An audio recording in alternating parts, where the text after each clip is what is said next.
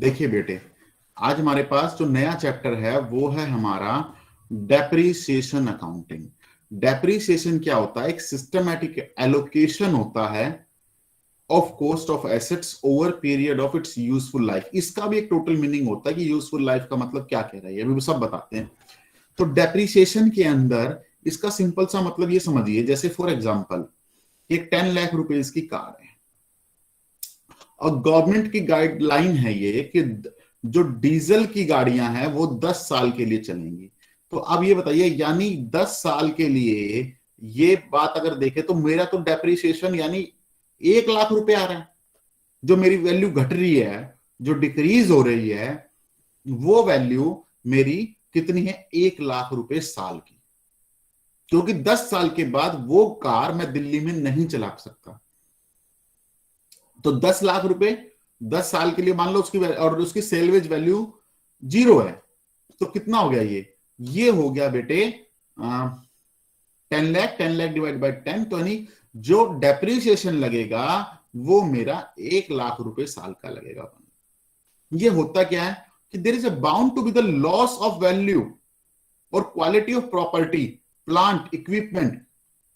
इसके अलावा बिल्डिंग भी हो सकता है कोई।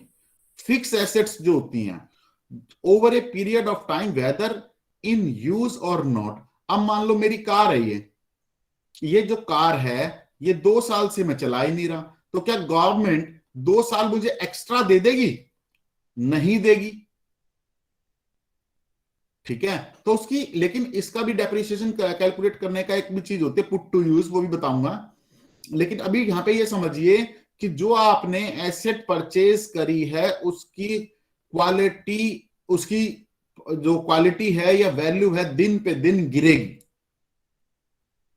ठीक है, और इसी को, this is called depreciation of fix assets. ये डेप्रिसिएशन उन पर लगाया जाता है जो एसेट्स हमारी लॉन्ग लाइफ की है, वो इमीडिएट रिसेल करने के लिए नहीं होती, यूज करते हैं इनको हम अपने बिजनेस के अंदर।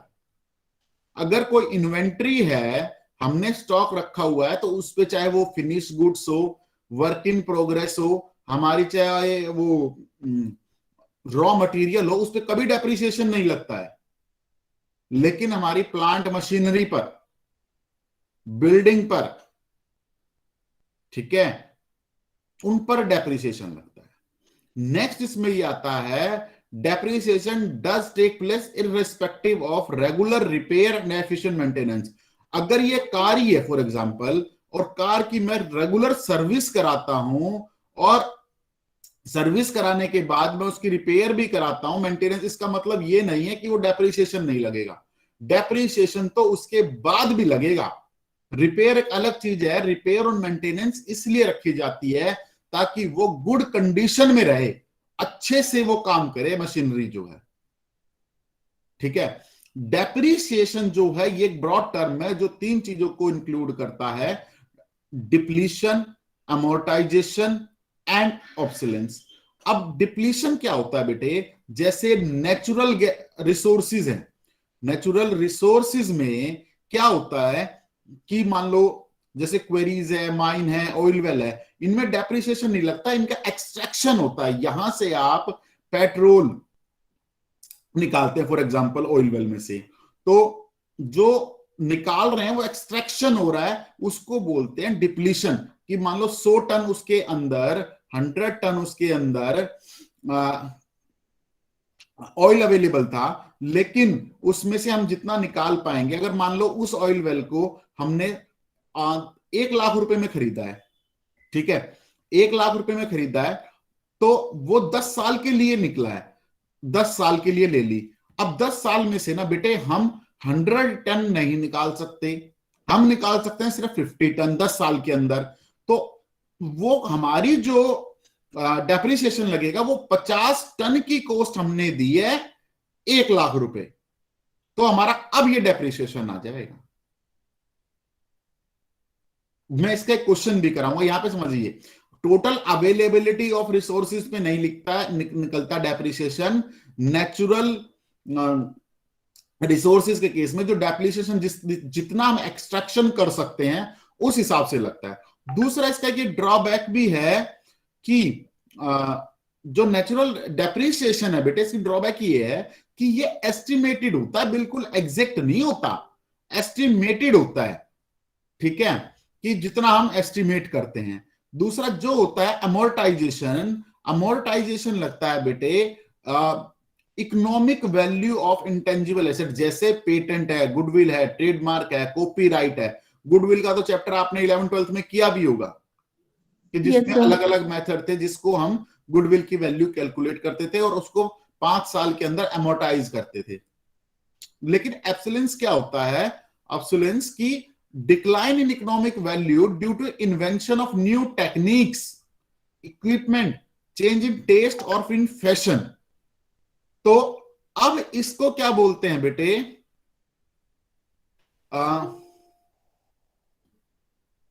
तो इसको बोलते हैं, एक मिनट,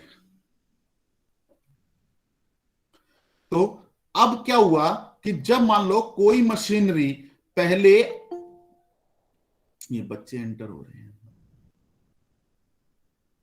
अब कोई नई, पहले कोई टेक्नोलॉजी थी, अब उससे इंप्रूव्ड आ गई। जैसे फोन की वैल्यू देख लीजिए आप, जो आपके मोबाइल फोन्स हैं, मोबाइल फोन्स के बाद आप या लैपटॉप की देख लीजिए आप जो टेक्नोलॉजी के केस में है, तो उनकी वजह से भी डेप्रिसिएशन लगता है। दूसरा, जो डेप्रिसिएशन की कॉस्ट में आप जब डेप्रिसिएशन लगाएंगे, अगर वो कोई रिपेयर और मेंटेनेंस के अलावा कोई पार्ट को रिप्लेस करते हैं, नया पार्ट लगाते हैं, या उसी पार्ट का एक्सटेंशन करते हैं, उसमें कोई पार्ट ऐड करते हैं, तो ये कॉस्ट का पार्ट बनता है, this is a capital expenditure, तो वो मशीनरी अकाउंट में ऐड होगा। दूसरी बात वो बोलता है कि यूजफुल लाइफ, यूजफुल लाइफ का मतलब एक टर्म यहां पे ये आता है कि टाइम पीरियड। टाइम पीरियड का मतलब एक तो ये बात है कि बेटे मान लो फॉर 1 लाख रुपए के लिए हमने कोई मशीनरी परचेज करी थी, 10 साल के लिए है, तो वो हमारा डेप्रिसिएशन हर साल कितना लगेगा? 10 ईयर्स में आ जाएगा। तो हमारे 1 लाख 10 साल, हर साल हमें डेप्रिसिएशन चार्ज करना है 10,000 रुपए। दूसरा यूजफुल लाइफ का मतलब होता है नंबर ऑफ प्रोडक्शन और यूनिट प्रोड्यूस। फॉर एग्जांपल कि जो मेरा डेप्रिसिएशन है वो 1 लाख रुपए मशीनरी का है,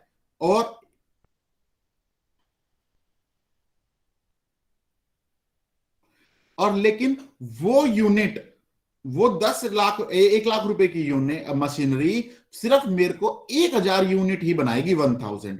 तो मेरे पे डेप्रिसिएशन कितना आ गया?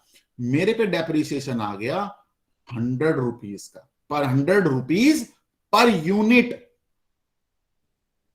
पर यूनिट का आ गया। मतलब जितना वो प्रोडक्ट करेगी, जितना मान लो उसने अगर 1 साल में ही अगर उसने 1000 में से 200 यूनिट्स बना दी, तो मेरा जो डेप्रिसिएशन की कॉस्ट आएगी बेटे वो 20,000 रुपए आएगी।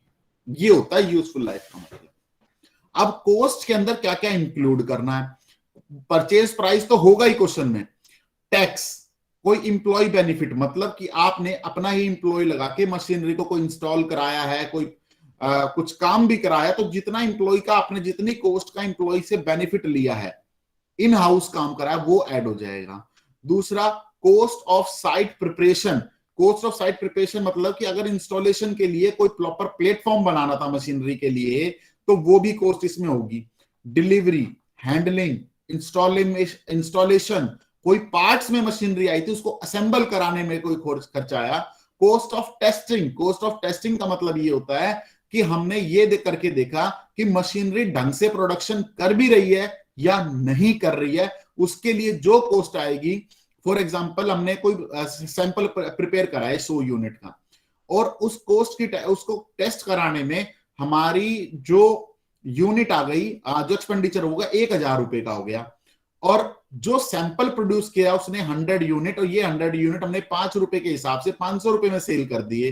तो 500 रुपए माइनस करके हमारी, और कोई मटेरियल की कॉस्ट भी दे रखी हो तो वो भी उसमें ऐड करना, और जो नेट आएगा, मतलब जितनी, ये तो थे मान लो कोई मशीनरी के मैन ने चार्जेस ले लिए, लेकिन हो सकता है 100 रुपए की गुड्स भी लगी हो, 100 रुपए की हमारी, लेकिन उसकी मटेरियल भी लगा है, तो मटेरियल की कॉस्ट को ऐड कर लिया, और जितने में वो, यानी 600 रुपए की हमारी जो कॉस्ट ऑफ टेस्टिंग आ गई, जो भी कॉस्ट आएगी उसको प्लस करेंगे और जितने में वो माल सेल हो जाएगा वो माइनस कर देंगे और उतनी हमारी कॉस्टिंग आ जाएगी। कोई रिपेयर एंड मेंटेनेंस जो डे टू डे के लिए करते हैं, सर्विसिंग करते हैं, वो प्रॉफिट एंड लॉस अकाउंट में एज ए वो जाती है, एक्सपेंडिचर जाता है। चेंज इन यूजफुल लाइफ, हाँ ऐसा भी हो सकता है कि आपके क्वेश्चन में भी मैं बताऊंगा एक न्यूमेरिकल से कि एसेट्स की यूजफुल लाइफ चेंज हो गई तो उसके अकॉर्डिंग डेप्रिसिएशन चार्ज करेंगे।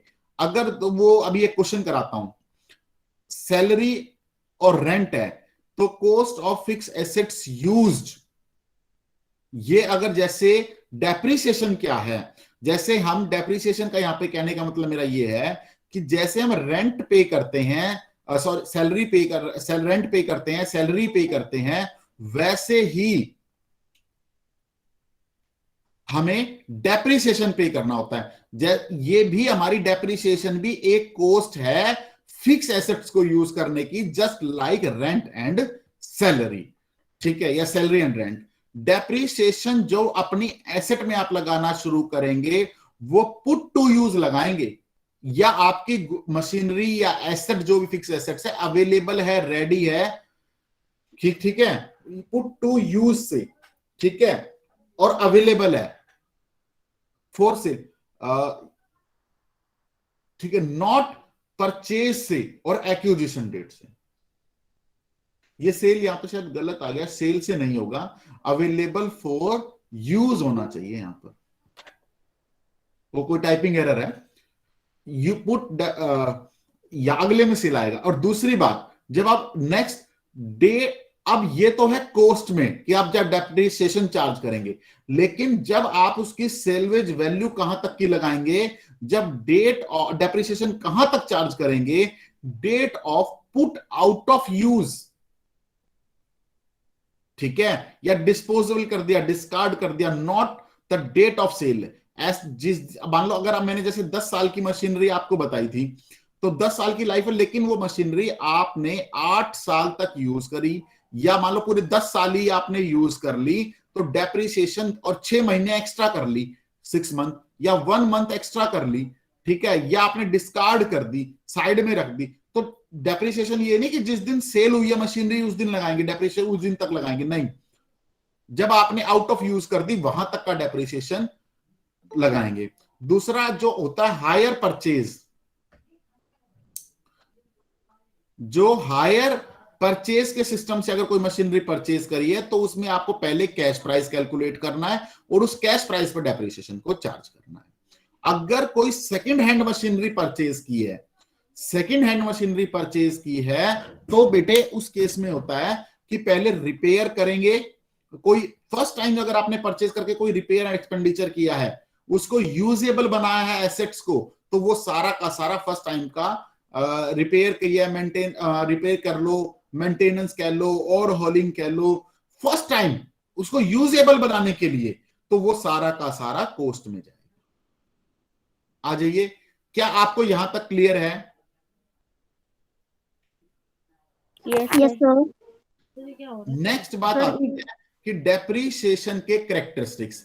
डेप्रिसिएशन का कैरेक्टरिस्टिक, फर्स्ट कैरेक्टर ये होता है कि बेटा ये धीरे, ग्रेजुअल और continuous fall in the book value of fixed assets होता है। धीरे धीरे, और कंटिन्यूअस का मतलब ये है कि ऐसा नहीं है कि अगर आपने आज 2022 में, ठीक है, अब आपने कोई एसेट परचेज कर ली तो जी 23 में लगा लेते हैं डेप्रिसिएशन, 24 में लगा लेते हैं, फिर 27 में लगा लेंगे, ऐसा नहीं है। धीरे धीरे एक सिस्टम फॉलो करेंगे आप और हर साल डेप्रिसिएशन लगाएंगे। ये क्या process of allocating depreciable cost, cost minus selling price over the estimated useful life. इसका मतलब ये होता है, फॉर एग्जांपल आपको मैंने ये बताया कि 1 लाख रुपए की मशीनरी परचेज करिए, लेकिन यही बाद में लोहे में, स्क्रैप में आपको 10,000 रुपए की बिक जाएगी और 9 साल इसकी लाइफ है, ठीक है, तो आपको नेट जो कॉस्ट पड़ गई वो 90,000 पड़ गई, 9 ईयर्स के लिए पड़ गई, तो आपका डेप्रिसिएशन बेटे कितना हो गया? 10,000 साल, ठीक है। अब depreciation arises directly through the deterioration, कि उसकी वैल्यू घट रही है बिकॉज ऑफ यूज, या इनडायरेक्टली थ्रू ऑब्सोलेंस। अगर मैंने आज एक लैपटॉप खरीद लिया फॉर एग्जांपल कि 1 लाख रुपए, क्या इसकी वैल्यू अगर मैं नया का नया डब्बे पैक रखे रखूं तो क्या वो मेरा 1 साल बाद भी 1 ही लाख रुपए का रहेगा? बताइए। No, sir. क्योंकि उसमें टेक्नोलॉजी चेंज हो जाएगी, वो एब्सोल्यूट हो रहा है। और it is a charge against the profit. Charge against the profit का मतलब ये होता है कि वो यहां पर P&L अकाउंट में शो करेंगे एज ए डेप्रिसिएशन। और उसकी कुछ चीज बताऊंगा, माइनस करेंगे, मतलब किसमें से? प्रॉफिट में से ही माइनस होता है, जीपी में से माइनस होता है, ग्रॉस प्रॉफिट में से जो जीपी यहां आता है। उसके बाद it is related to the tangible fix assets only, not the current assets. By debtor पे, स्टॉक पे आप कोई डेप्रिसिएशन नहीं लगा सकते। It is purely internal transaction. Internal transaction का मतलब यह है कि भाई जब आप, ऐसा ना हो कि कोई फाइनेंशियल क्रंच हो जाए या कोई फाइनेंशियल दिक्कत हो जाए 9th ईयर के एंड में, ठीक है। इंटरनल ट्रांजैक्शन का मतलब यह है कि एक तरीके से हमारे पास इसका रिजर्व बनता रहता है, प्रॉफिट हम कम दिखाते रहते हैं। देखिए आपका जैसे जैसे यहां प्रॉफिट बढ़ रहा है, यहां कैश बढ़ रहा है। एक बात समझिए बैलेंस शीट के अंदर, ठीक है। तो हम पहले ही उससे क्या होता है कि अब डेप्रिसिएशन चार्ज कर रहे हैं, लेकिन हम एक्सपेंडिचर की तरह किसी को पे नहीं कर रहे। अपना डेप्रिसिएशन रिड्यूस, अपनी एसेट वैल्यू को रिड्यूस कर करके एक रिजर्व बना रहे हैं, और ताकि वो फंड हमारे पास लास्ट में अवेलेबल रह सके। किसी को पेमेंट नहीं होता है। इंटरनल ट्रांजैक्शन मतलब कि हम अपने अकाउंट्स में ही करते हैं, एक्सटर्नल कोई पार्टी इन्वॉल्व नहीं होती है। It is not the source of fund for replacement of assets. बेटा ये सोर्स ऑफ फंड नहीं होता है कि भाई, ये एक मिसकंसेप्शन रहते हैं कि ये रिप्लेसमेंट के फंड के लिए है, नहीं। It is not substitute of repairs. Repair कर दी तो इसका मतलब ये नहीं है कि डेप्रिसिएशन नहीं लगाओगे।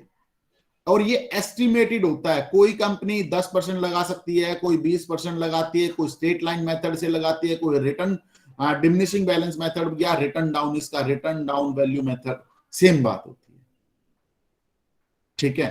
अब उसके बाद हमारे पास आता है नीड और रिक्वायरमेंट फॉर डेप्रिसिएशन। ये हम क्यों करते हैं, क्या रीजन है, क्या रिक्वायरमेंट है हमारी? क्योंकि हमें सही इनकम पता लग चुके, जो एक्चुअल हमारी इनकम है। ट्रू फाइनेंशियल पोजीशन, अगर मान लो ट्रू फाइनेंशियल पोजीशन मतलब बैलेंस शीट जो है ट्रू फाइनेंशियल पोजीशन दिखाए, प्रॉफिट एंड लॉस अकाउंट हमारी जो ट्रू इनकम कैलकुलेट करे। ट्रू फाइनेंशियल पोजीशन का मतलब ये है कि ऐसा ना हो कि जो मैंने लैपटॉप आज 1 लाख रुपए का खरीदा एसेट में, वो हमेशा 1 लाख रुपए का ही चलता रहे और बाद में एकदम पता लगे ये तो 10,000 का भी नहीं है। ऐसा नहीं होना चाहिए। कहता है to retain out of profit fund for, ये सोर्स नहीं है, मैंने जैसा भी पीछे बताया, सोर्स नहीं है। ये क्या एक तरीका है कि हम प्रॉफिट में से कुछ हिस्सा निकाल के अलग रखते चलें, ताकि हमारे पास जब ये मशीन बेच दें और इसके हमारे पास पैसा अवेलेबल होना चाहिए।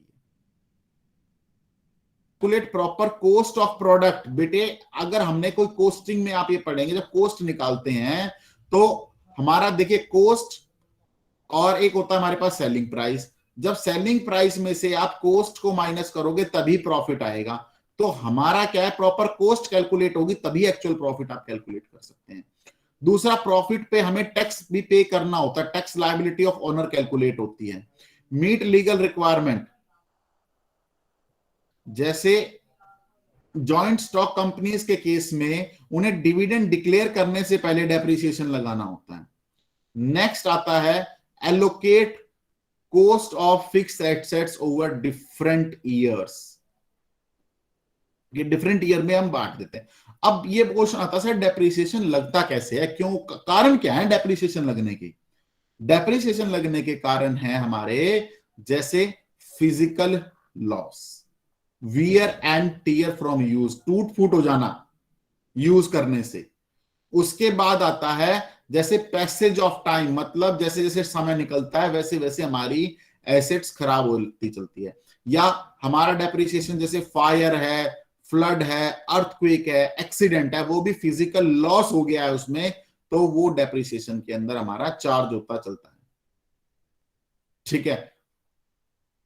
नेक्स्ट आता है कि फंक्शनल फैक्टर, इन एडुकेसी, जैसे मान लो मेरी डिमांड 100 यूनिट की पहले चल रही थी, मैंने 100 यूनिट की मशीनरी कर ली, लेकिन अब 200 यूनिट की हो गई, तो इनएडुकेट हो गई मेरी मशीनरी, वो उतना मेरे को गुड्स प्रोवाइड नहीं कर पा रही है, तो वो क्या है, इन एडुकेसी मशीनरी के अंदर आकर के हमें लॉ अब नई परचेज करनी पड़ेगी। ऑब्सोल्यूट का मतलब होता है टेक्नोलॉजी चेंज हो जाना।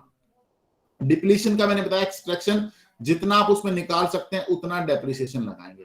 एक होता है टाइम फैक्टर, जैसे आपने लीज पे लिया है कोई चीज, या पेटेंट है, कॉपीराइट है, अमोर्टाइजेशन होता है। इन चीजों का क्या होता है, अमोर्टाइजेशन, जैसे जैसे समय निकलेगा वैसे वैसे अमोर्टाइज्ड वैल्यू होती चलेंगी। यहां तक बताइए किसी को डाउट है तो? No sir. यहां तक अगर किसी को No, sir. डाउट है तो मेरे को बताइए, नहीं तो फिर हम न्यूमेरिकल क्वेश्चन की तरफ चलेंगे। सर क्लियर हो गया सब। ठीक है, अब बेटे क्या चीज आती है, फैक्टर अफेक्टिंग डेप्रिसिएशन की। वो कौन सी चीज है जो हमारे डेप्रिसिएशन अमाउंट को, यहां पे मेरे को अमाउंट लिखना चाहिए, अमाउंट को अफेक्ट करती है। फर्स्ट है कोस्ट, कोस्ट तो मेन है। उसके बाद देखिए, अगर मान लो मैंने 1 लाख रुपए की मशीनरी परचेज करी, दूसरा उसकी बाद में स्क्रैप वैल्यू कितनी है, 10,000 रुपए, तो वो उसकी एस्टिमेटेड यूजफुल लाइफ हो सकता है मशीनरी की 10 साल हो।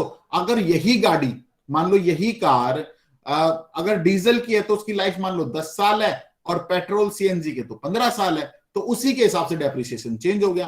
क्या कि अगर 1 लाख रुपए की कार आप लोगों ने परचेज करी, सालवेज वैल्यू है उसकी 10,000, तो नेट कॉस्ट आ गई आपकी 90,000। अब 90,000 को अगर डीजल के केस में तो 10 से डिवाइड करेंगे, और इसी चीज को अगर हम पेट्रोल से की कार के केस है तो वो 15 साल तक अलाउड हो जाएगा। देखो डेप्रिसिएशन अमाउंट में डिफरेंस आएगा। ठीक है, इसका कितना आया, 9,000 पर ईयर, और इसका कितना आया बताओ, 6,000।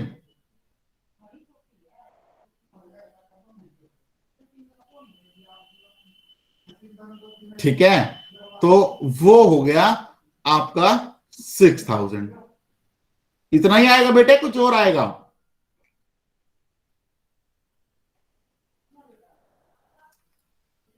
बताइए। सर इतना ही आएगा। वेरी गुड बेटा, ध्यान से एक्टिव रहो क्लास में। दूसरा, इसमें एक छोटा सा एक ट्विस्ट होगा जो बच्चों को तंग करेगा और क्वेश्चन को गलत करवाएगा, सॉल्यूशन को। तो आपने गलत नहीं करना एग्जाम में। वो देखिए क्या कि कैलकुलेशन कैसे करनी है डेप्रिसिएशन की, when asset purchase during the year. अगर आपको बीच में परचेज करिए, for example during the year का मतलब होता है कि प्रॉपर कुछ उसके अलग अलग केस होते हैं। देखो केस बाय केस बताता हूं। जैसे ड्यूरिंग द ईयर मतलब बीच में परचेज करिए। अगर क्वेश्चन में लिखा है खाली कि 10% और 20% is given, date of purchase is not given, तो पूरे साल का आप डेप्रिसिएशन चार्ज करेंगे। ठीक है, अगर ये लिखा है 10%, 20%, ये पीए का मतलब पर एनम, तो ठीक है, और date of purchase is given calculated according to time factor, कि भाई डेट दे दी है कि भाई जनवरी में परचेज करिए, फॉर एग्जांपल जनवरी 2022 में परचेज करिए, और 10% पर एनम है, तो आप 3 मंथ का, मान लो 1 लाख रुपए की एसेट है, तो उसका 10% के हिसाब से 10 इंटू में 3 मंथ का कैलकुलेट कर दो। ठीक है, अगर इसमें लिखा है 10% पर एनम और date of purchase is not given, तो 6 मंथ का एवरेज निकाल दो।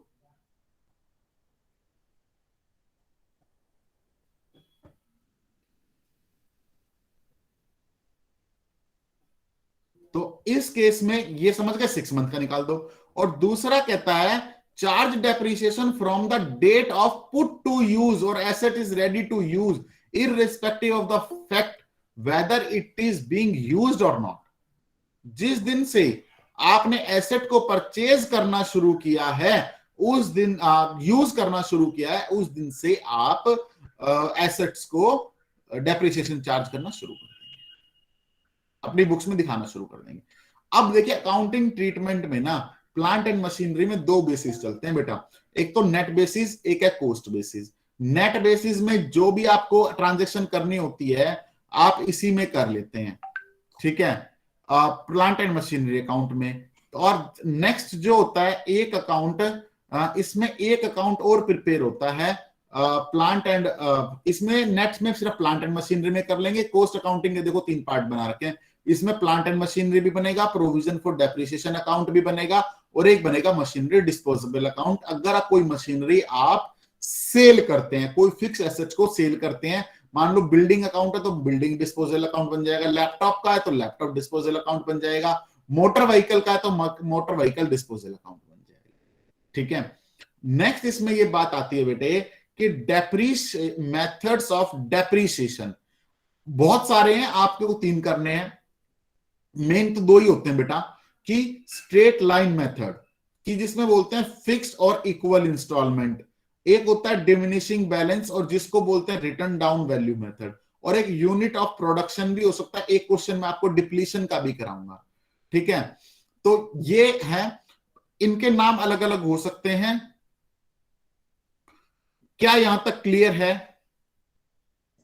Yes, sir. Yes, sir. ये क्लियर है यहां तक? चलिए, ये था अभी तक थ्योरी पार्ट।